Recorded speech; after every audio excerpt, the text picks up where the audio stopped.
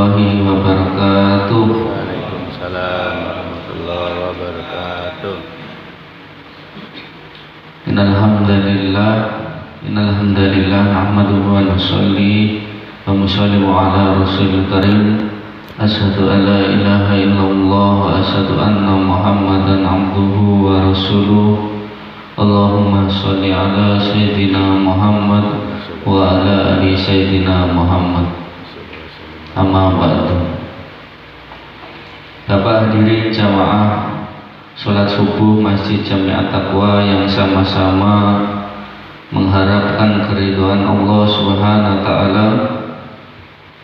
Alhamdulillah, puji syukur kita kehadirat Allah Subhanahu wa taala bahwasanya di pagi hari ini Allah Subhanahu wa taala masih menginginkan pada diri kita ini kebaikan, sehingga hari ini Allah Subhanahu wa taala masih tempatkan kita di tempat yang paling mulia di muka bumi ini, yaitu di masjidnya Allah Subhanahu wa taala.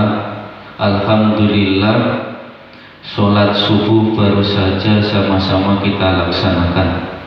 Sholawat serta salam senantiasa kita haturkan kehadirat baginda Nabi Muhammad sallallahu alaihi wasallam, pada para keluarganya, para sahabat-sahabatnya, dan semoga kita semua yang menjadi umatnya ini kelak mendapatkan syafaatnya di yaumil akhir. Amin ya rabbal alamin.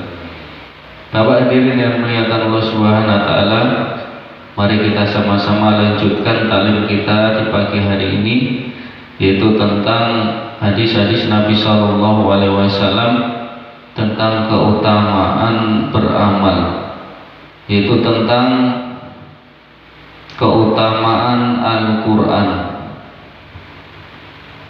Hadis Nabi sallallahu alaihi wasallam dari Sayyidina Ali radhiyallahu anhu, bahasanya Rasulullah sallallahu alaihi wasallam bersabda, barang siapa membaca Al-Qur'an dan mengamalkannya dan menghalalkan apa yang dihalalkannya serta mengharamkan apa yang diharamkannya, maka Allah Subhanahu wa taala akan memasukkan ke dalam surga dan akan menerima syafaat untuk 10 orang keluarganya yang wajib masuk neraka. Hadis riwayat Ahmad.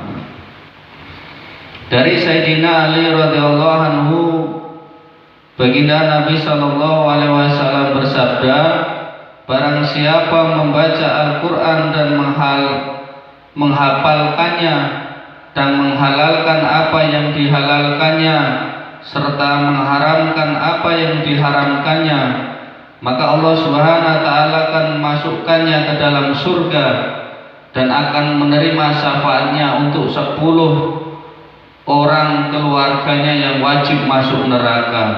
Hadis riwayat Ahmad, Tirmizi, Ibnu Majah dan Tabrani. Setiap orang yang beriman insya Allah akan masuk surga, meskipun ia harus disiksa terlebih dahulu karena dosa-dosanya. Namun hafiz Al-Quran memiliki keutamaan masuk surga sejak pertama kali. Bahkan seorang hafiz Al-Quran dapat memberi syafaat kepada 10 orang yang fasik dan banyak melakukan dosa besar, tetapi orang fasik tidak akan memperoleh syafaat itu. Allah Subhanahu wa taala berfirman, yang artinya, sesungguhnya orang yang menyekutukan Allah dengan sesuatu, maka telah Allah haramkan baginya surga dan tempatnya adalah neraka.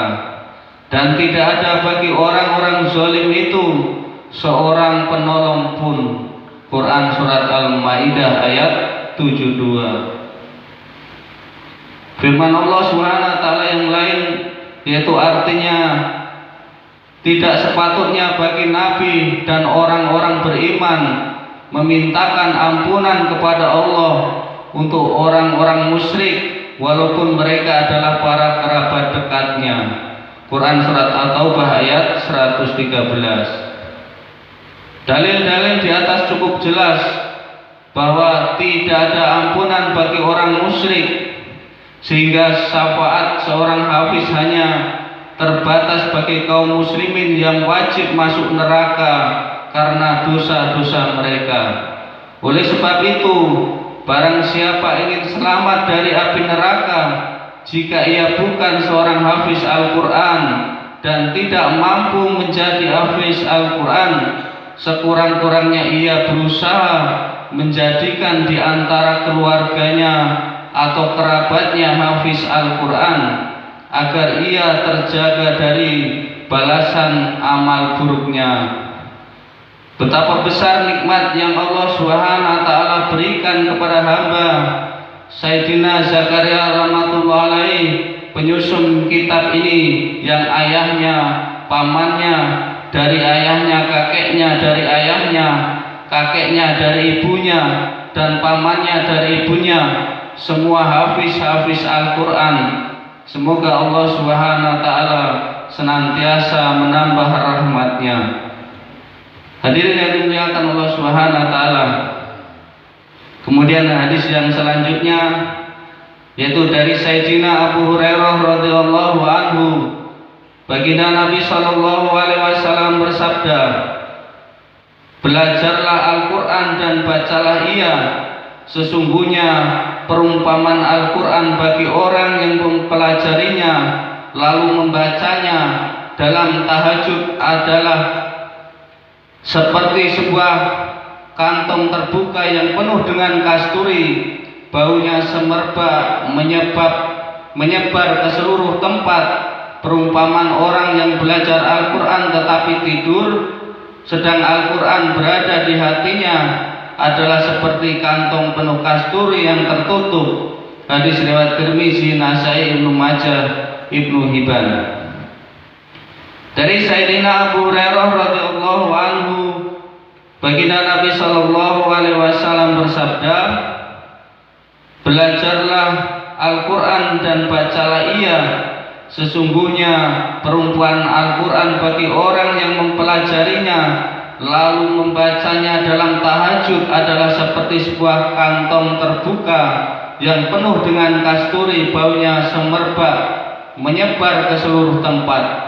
Dan perumpamaan orang yang belajar Al-Quran tetapi tidur, sedang Al-Quran berada di hatinya, adalah seperti kantong penuh kasturi yang tertutup." Hadis riwayat Tirmizi, Nasai, Ibnu Majah, Ibnu Hibban. Maksudnya, jika seseorang mempelajari, menjaga dan membaca Al-Quran di tengah malam dan sholat, maka diumpamakan seperti sebuah wadah kasturi yang terbuka yang baunya menyebar ke seluruh tempat. Demikian baca Al-Quran seorang hafiz akan menyebarkan nur dan keberkahan ke setiap tempat.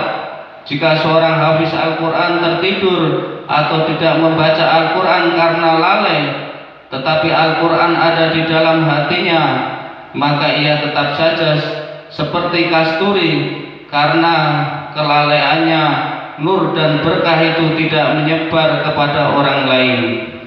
Hanya saja bagaimanapun keadaannya, hatinya telah menyimpan kasturi itu. Hadirin yang dimuliakan Allah Subhanahu wa taala. Alhamdulillah, baru saja kita sama-sama mendengarkan buah-buah hadis Nabi sallallahu alaihi wasallam, yaitu pentingnya Al-Quran, pentingnya kita ini membaca, menghafal Al-Quran, bahkan pentingnya bagaimana daripada ahli keluarga kita ini bisa menjadi hafiz Al-Quran, sehingga nanti akan memberikan 10 syafaat 10 anggota keluarga kita ini yang telah dipastikan oleh Allah Subhanahu wa taala masuk nerakanya Allah Subhanahu wa taala. Semoga apa-apa yang baru saja kita dengarkan ini menjadi motivasi kita ini untuk senantiasa meningkatkan kita ini dalam membaca Al-Quran, dan kita niat untuk menyampaikan kepada saudara-saudara kita.